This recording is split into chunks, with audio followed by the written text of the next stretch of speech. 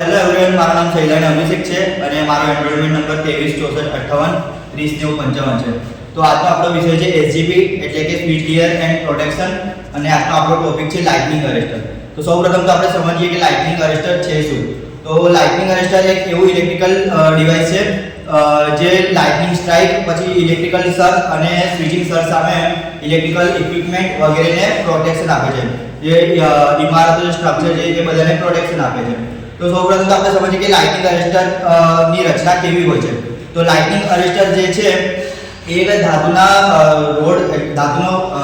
મેટલમાંથી બનેલો રોડ હોય છે, સળિયા જેવું હોય છે અને એક પ્રકારનું કંડક્ટર છે જેમાંથી વિદ્યુત વાહક પસાર થઈ શકે છે અને તેની જોડે એક કેબલ, તાર અથવા વાયર જોઈન્ટ કરેલો હોય છે જે સીધો નીચે ગ્રાઉન્ડ જમીનમાં એને અર્થ કરવામાં આવે છે. હવે આ જે તાર છે એ સામાન્ય રીતે કોપર અથવા તો એલ્યુમિનિયમનો હોઈ શકે છે. અને હવે આપણે સમજીએ કે લાઇટનિંગ અરેસ્ટર જે છે એ વર્ક કેવી રીતના કરે છે.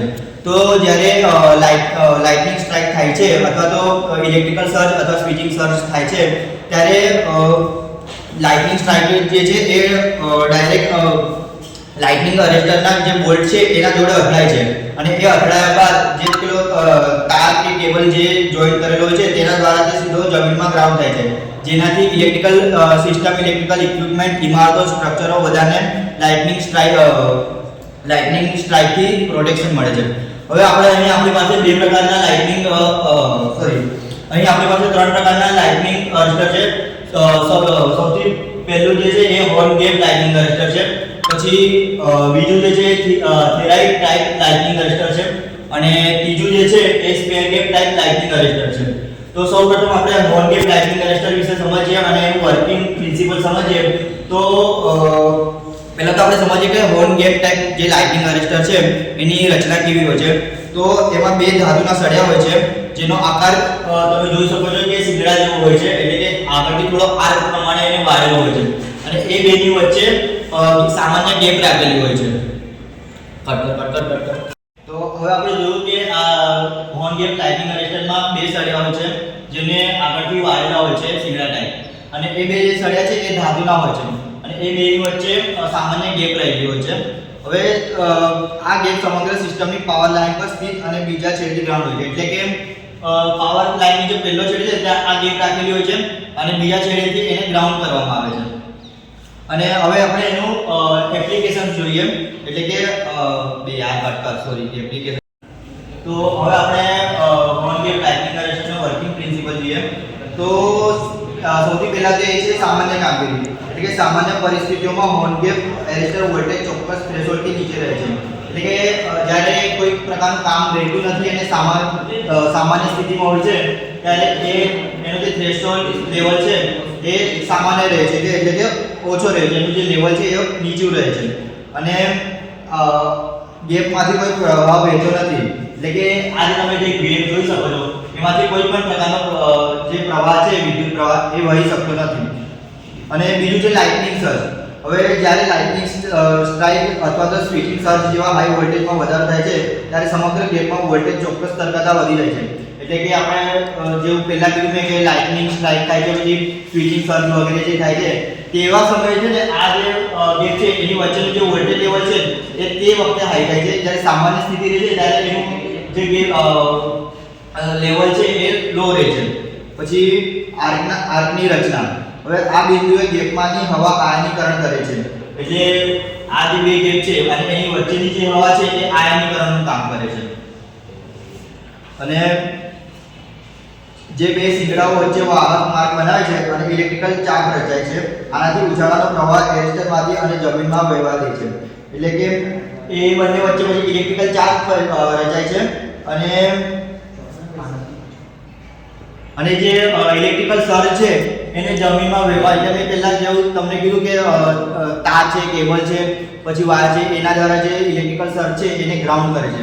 એટલે એના બીજા જ્યારે ઉછાળો થાય છે એના લેવલમાં બે ગેપની વચ્ચે ત્યારે વાયર મારફતે એ વધારાનો જે વોલ્ટેજ છે એ જમીનમાં અર્થ કરે છે.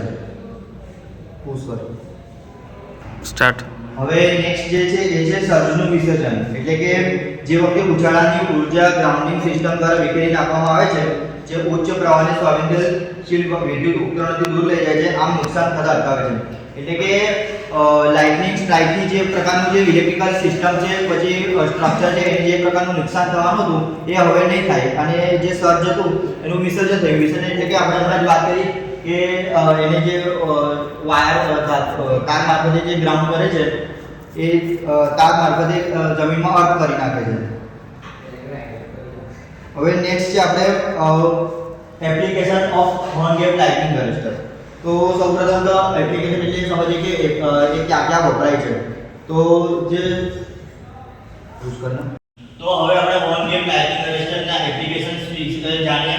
તો સૌપ્રથમ એનો મતલબ એ કે આપણે હોર્ન ગેપ લાઇટિંગ અરેસ્ટર છે એ ક્યાં ક્યાં યુઝ થાય છે એના વિશે જાણીશું. તો સૌપ્રથમ જે છે એ પાવર ટ્રાન્સમિશન એન્ડ ડિસ્ટ્રીબ્યુશનમાં વપરાય છે. એટલે કે જ્યાં high voltage power transmission and distribution system એટલે પાવર લાઇન ટ્રાન્સમિશન લાઇન જતી હોય છે ત્યાં હોર્ન ગેપ લાઇટિંગ અરેસ્ટરનો ઉપયોગ થાય છે. ઇલેક્ટ્રિકલ સર્ચથી સ્વિચિંગ ઇલેક્ટ્રિકલ સર્ચ છે, પછી સ્વિચિંગ સર્ચ છે, પછી લાઇટિંગ સ્ટ્રાઇક છે, એ બધાની સામે પ્રોટેક્શન મેળવવા માટે. પછી બીજું જે છે એ ગ્રામીણ અને દૂરના વિસ્તારમાં, એટલે કે જ્યાં હાઈ એડવાન્સ ટેકનોલોજી ઉપલબ્ધ નથી અને ત્યાંનો જે પ્રોજેક્ટ છે એ લો બજેટ વાળો છે, ત્યાં આપણે લાઇટનિંગ હોર્ન ગેપ લાઇટિંગ અરેસ્ટરનો ઉપયોગ કરી શકીએ છીએ. પછી સબસ્ટેશનમાં વિવિધ પ્રકારની ઇલેક્ટ્રિકલ ઇક્વિપમેન્ટ છે, ઇલેક્ટ્રિકલ ઉપકરણો છે, એ સબ બધાને પ્રોટેક્શન આપવા માટે, જેમ કે સર્કિટ બ્રેકર છે, ટ્રાન્સફોર્મર છે, એ બધાને હાઈ વોલ્ટેજ અને ઇલેક્ટ્રિકલ સ્ટ્રાઇક છે, પછી લાઇટનિંગ સ્ટ્રાઇક છે, ઇલેક્ટ્રિકલ સર્ચ છે, સ્વિચિંગ સર્ચ છે, એ બધાની સામે પ્રોટેક્શન આપવા માટે. પછી પછી જે છે રેલવે ઇલેક્ટ્રિફિકેશનમાં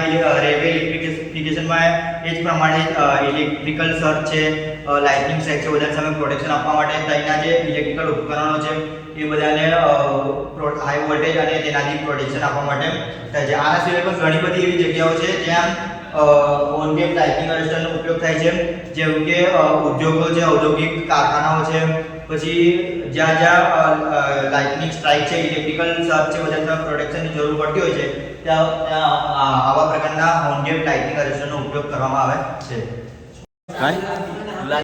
સંજય પ્રજાપતિ, શ્રી કેજે પોલિટેકનિક ભરૂચ. મારો એનરોલમેન્ટ નંબર છે 2364583047. મારો વિષય છે સ્વિચ ગેટ પ્રોટેક્શન. અને એ સ્વિચ ગેટ પ્રોટેક્શનની અંદર આજે હું તમને જે વિષય પર સમજાવવા જઈ રહ્યો છું એ છે લાઇટિંગ અરેસ્ટર. તો આમ જોવા જઈએ તો લાઇટિંગ અરેસ્ટર ઘણા બધા પ્રકારના હોય છે. મુખ્યત્વે જે લાઇટિંગ અંદર જે યુઝ થતા જે હોય છે એને લઈ આ પેનલ દ્વારા અમે તમને સમજાવવાનો પ્રયત્ન કરીશું. તો પહેલું જે આપણે સમજવા માંગીએ છીએ સ્પિયર ગેપ લાઇટિંગ અરેસ્ટર.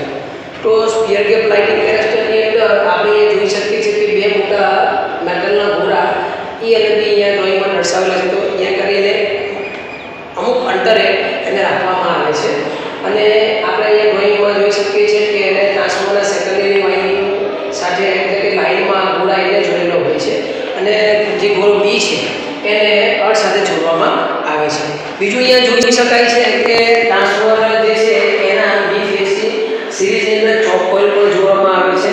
તો આ એક સર્કિટ ડાયાગ્રામ પ્રમાણે એના આપણને ગેટ ખબર પડે છે. હવે જ્યારે આપણે વર્કિંગની વાત કરીશું તો કેવી રીતે વર્ક કરે છે એ સમજવાનો પ્રયત્ન કરીએ આપણે. જ્યારે સિસ્ટમ હેન્ડી હોય છે, કહેતા કે એમાં કોઈ સર્જ નથી હોતો, કોઈ લાઇટિંગ સ્ટ્રાઇક નથી, સિસ્ટમ જ્યારે હેન્ડી હોય છે તે વખતે કોઈ પણ પ્રકારનો આર્ક એક ઘોડા વચ્ચે પેદા થતો નથી. કહેતા કે આર્કિંગ વોલ્ટેજ પણ ત્યાં શૂન્ય હોય છે, કોઈ આપણને આર્ક પણ જોવા મળતો નથી. હવે જ્યારે સિસ્ટમની અંદર સર્જ વોલ્ટેજ આવે છે અથવા તો લાઇટિંગ સ્ટ્રાઇક થાય છે તો એ કન્ડિશનની અંદર આપણને જોવા મળશે કે આ બે ઘોડા વચ્ચે મોટી માત્રાની અંદર એ આર્ક પ્રોડ્યુસ થશે અને આર્ક પ્રોડ્યુસ થશે એટલે એની વચ્ચે જે હવા જે છે એ એનું જે પાર્ટ છે તૂટી જશે અને આપણને મોટી માત્રામાં ત્યાં આર્ક જોવા મળશે. હવે ઘોડા બીને આપણે જે છે એ ગ્રાઉન્ડ કરેલો છે. તો એ જે આર્કિંગ થાય છે અથવા હાઈ વોલ્ટેજ પ્રોડ્યુસ થાય છે એને અર્થ દ્વારા એને ગ્રાઉન્ડ કરવામાં આવે છે. પણ આ કન્ડિશન અંદર થશે શું કે જ્યારે આ મોટી માત્રામાં પ્રોડ્યુસ થશે, સર્જ વોલ્ટેજ જ્યારે એનું માત્રા વધારે હશે તે વખતે જે રિલે છે એ રિલે ઓપરેટ થશે અને સર્કિટ બ્રેકરને ઓપરેટ કરાવશે અને સર્કિટ બ્રેકર ઓપરેટ થશે એટલે જે લાઇન છે એ લાઇન કટ થશે અને આર્કિંગ વોલ્ટેજ છે એ 0 થઈ જશે. આર્કિંગ વોલ્ટેજ 0 થશે એટલે થશે એવું કે અહીંયા જે આપણો આર્ક છે એ આર્ક ઓટોમેટિકલી હોલવાઈ જશે અને જે બાકીના જે વોલ્ટેજ લાઇનમાં રહેલા છે એ બી જે ગોળો છે એના દ્વારા જે અક્ષર દોરેલો છે એના દ્વારા ગ્રાઉન્ડિંગ થતું હશે. હવે અહીંયા બીજી એક વસ્તુ સમજવાની એ છે કે આપણે ટ્રાન્સફોર્મરના વાઇન્ડિંગની અંદર ચોક કોઇલ સિરીઝમાં આપણે રાખીએ છીએ. તો એ ચોક કોઇલ શેના માટે લગાવવામાં આવે છે? જ્યારે પણ સર્જ વોલ્ટેજ જ્યારે આવે છે સિસ્ટમની અંદર, લાઇટિંગ સ્ટ્રાઇક જ્યારે થાય છે તો આ ચોક કોઇલ એટલે એક પ્રકારનું રેઝિસ્ટન્સ જે સર્જ વોલ્ટેજને વાઇન્ડિંગમાં એનું જે સર્જ છે રિફ્લેક્ટ થતા અથવા તો વાઇન્ડિંગને પ્રોટેક્ટ કરવા માટે એ ટ્રાન્સફોર્મરની અંદર આપણે કે ટ્રાન્સફોર્મર લગાવવામાં આવે છે. હવે આપણે વાત કરીશું આના એડવાન્ટેજની. તો કે આનો એડવાન્ટેજ એવું છે કે આ ખૂબ ઓછું ખર્ચા છે, કોસ્ટ ઘણી ઓછી છે બીજા બધા લાઇટિંગ કેરેસ્ટરની કમ્પેરિઝનમાં. અને બીજી આપણે એક વાત જોઈશું કે આનો ઇમ્પલ્સ જે રેશિયો છે એ યુનિટી છે. આમ તો આ ત્રણ જે આપણને અહીંયા લાઇટિંગ કેરેસ્ટર બતાવવામાં આવેલા છે ને ઇમ્પલ્સ રેશિયો યુનિટી છે કારણ કે આ ટ્રાન્સમિશન લાઇનમાં યુઝ થાય છે જ્યાં વોલ્ટેજનું પ્રમાણ જ્યાં વધારે હોય છે. તો આ છે ને એડવાન્ટેજ. બીજી આપણે વાત કરીશું તો એની લિમિટેશનની વાત જ્યારે આપણે કરીએ છીએ. લિમિટેશન એટલે શું કે આમાં જે આર્ક પ્રોડ્યુસ થાય છે એ આર્ક એ જાતે હોલવાતો નથી. એ આર્ક ક્યારે હોલવાય છે કે જ્યારે સમજી લો કે આ બે ગોળાની વચ્ચે આર્ક પ્રોડ્યુસ થયો. હવે આર્ક જ્યારે પ્રોડ્યુસ થશે ત્યારે રિલે ઓપરેટ થશે. રિલે જ્યારે ઓપરેટ થશે રિલે એ સર્કિટ બ્રેકરને ઓપરેટ કરે. સર્કિટ બ્રેકર ઓપરેટ થશે એટલે સર્કિટ બ્રેકર ટ્રીપ થશે. ટ્રીપ થશે એટલે આનો સપ્લાય બંધ થશે. સપ્લાય બંધ થશે એટલે જ્યાં આપણને આર્કિંગ વોલ્ટેજ મળી રહ્યા છે એ આર્કિંગ વોલ્ટેજ છે 0 થઈ જશે અને જે સિસ્ટમમાં આર્ક પ્રોડ્યુસ થયેલો છે એ આર્ક હોલવાઈ જશે પણ એ આર્ક ઓટોમેટિકલી હોલવાતો નથી. હવે આપણે બીજું અહીંયા એની એપ્લિકેશનમાં જોઈએ તો એપ્લિકેશનમાં કે આ પ્રકારનું જે લાઇટિંગ એરેસ્ટર છે એ આપણને 220 kV સુધીની લાઇનની અંદર આપણને જોવા મળતું હોય છે. જે આપણે લાઇટિંગ એરેસ્ટરની વાત અહીંયા કરી રહ્યા છે એ લાઇટિંગ એરેસ્ટર છે થાઇરાઇડ ટાઈપ લાઇટિંગ એરેસ્ટર. આ લાઇટિંગ એરેસ્ટર એક સ્પેશિયલ પ્રકારના મટીરિયલમાંથી બનાવવામાં આવે છે જે મટીરિયલનું નામ છે કાર્બોરેન્ડમ. એ કાર્બોરેન્ડમને એક ચોક્કસ સાયકલ માટે ગરમ કરી અને પરિણામ સ્વરૂપે જે આપણને મટીરિયલ મળે છે એને કહી શકાય કે થાઇરાઇડ. આ થાઇરાઇડનો એક ગુણધર્મ એવો છે કે થાઇરાઇડ એ પોતે પર એક ઇન્સ્યુલેટરનું કામ કરશે અને વધારે વોલ્ટેજ ઉપર એક કન્ડક્ટિવ મટીરિયલનું પોતે કામ કરશે. તો એનો જબરજસ્ત ગુણધર્મો આ લાઇટિંગ એરેસ્ટરની અંદર આપણે જોવા મળે છે. થાઇરાઇડ પ્રકારના લાઇટિંગ એરેસ્ટરની અંદર થાઇરાઇડનો જે વોલ્ટેજ ઇલેક્ટ્રિકલ રેઝિસ્ટન્સ છે એ વોલ્ટેજ ઉપર આધારિત છે. એટલે કે સિસ્ટમમાંથી જો વોલ્ટેજ બમણા પસાર થશે તો 12.5 ગણા જેટલા શું કહેવાય કે આપણને કરંટ અંદર પસાર થતો જોવા મળશે. આગળની વાત કરીએ એટલે કે આ થાઇરાઇડનો ગુણધર્મ એક એવો છે કે જ્યારે વોલ્ટેજ સિસ્ટમમાં ઓછા હશે, ઓછા વોલ્ટેજ પસાર થશે ત્યારે એ એક ઇન્સ્યુલેટર તરીકે કામ કરશે અને જો શું કહેવાય કે વોલ્ટેજનું લેવલ એ જે વધશે તો એક કન્ડક્ટિંગ મટીરિયલ તરીકે કામ કરશે. તો અહીંયા પણ એક વસ્તુ લાગુ પડે છે કે જો સિસ્ટમમાં વોલ્ટેજ વધશે તો અહીંયા એનું જે થાઇરાઇડ મટીરિયલ છે એનું કન્ડક્ટિવ મટીરિયલ એની કન્ડક્ટિવિટી વધશે એટલે કરંટ અંદરથી ઇઝીલી પસાર થઈ શકશે. આ પ્રકારના લાઇટિંગ એરેસ્ટરની અંદર કરંટ વહનમાં જે ફેરફાર થાય છે, જે કરંટ પાસ થાય છે એના ફેરફારનો આધાર એ વોલ્ટેજમાં થતા ફેરફાર ઉપર આધાર રાખતા નથી. એ ઇન્સ્ટન્ટેનિયસ છે અને જ્યારે પણ વોલ્ટેજ નોર્મલ થાય છે તો પાછી થાઇરાઇડની પ્રોપર્ટી પણ એ નોર્મલ થઈ જાય છે કે જ્યારે વોલ્ટેજ વધારે હશે તો એ કન્ડક્ટિવ મટીરિયલ તરીકે કામ કરશે, વોલ્ટેજ ઓછા હશે તો એ એઝ એ ઇન્સ્યુલેટર તરીકે કામ કરશે અને જ્યારે સિસ્ટમમાં સર્જ આવે છે ત્યારે એ પ્રકારે બિહેવ કરશે અને સિસ્ટમમાંથી જ્યારે સર્જ વોલ્ટેજ નોર્મલ થઈ જાય છે, સિસ્ટમ જ્યારે નોર્મલ થઈ જાય છે ત્યારે એની પ્રોપર્ટી ફરી પાછી એઝ થઈ જતી હોય છે. જ્યારે બીજા બધા આપણે લાઇટિંગ એરેસ્ટરની વાત કરીએ કે પણ લાઇટિંગ સર્જ સિસ્ટમમાં ઇન્ટરપ્શન કે લાઇટિંગ સ્ટ્રાઇક અંદર થવાથી એની પ્રોપર્ટી ક્યાંક ને ક્યાંક ડેમેજ થતી હોય છે.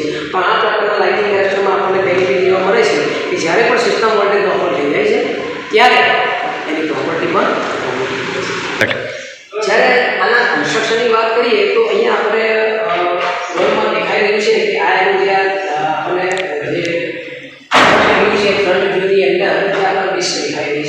તો એ મલ્ટીપલ ડિસ્ક અહીંયા આગળ આપણે જોઈ રહ્યા છીએ. તો આ એક ડિસ્કની આપણે સાઈઝ જોઈએ તો 160 એની લંબાઈ હોય છે અને એની પહોળાઈ છે 17.5 તો આ 17.5 અને 160 લંબાઈવાળી આ થાઇરોઇડની ડિસ્ક છે અને એને શું કહેવાય કે ઇન્સ્યુલેટિંગ મટીરિયલ દ્વારા એને સ્પ્રે કરી અને એક ડિસ્ક બનાવવામાં આવે છે.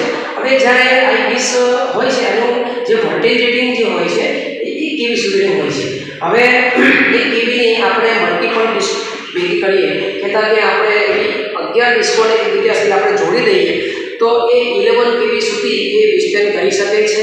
તો અહીંયા આપણે આકૃતિમાં જોઈ શકીએ છીએ કે 11 kV માટે અહીંયા આપણે ડિઝાઇન કરતું દેખાય છે. જેટલી ડિસ્કો હશે એટલા kV વોલ્ટેજ એ વિસ્તરણ કરી શકશે. એના માટે એક ડિઝાઇન આપણે જોવા મળશે.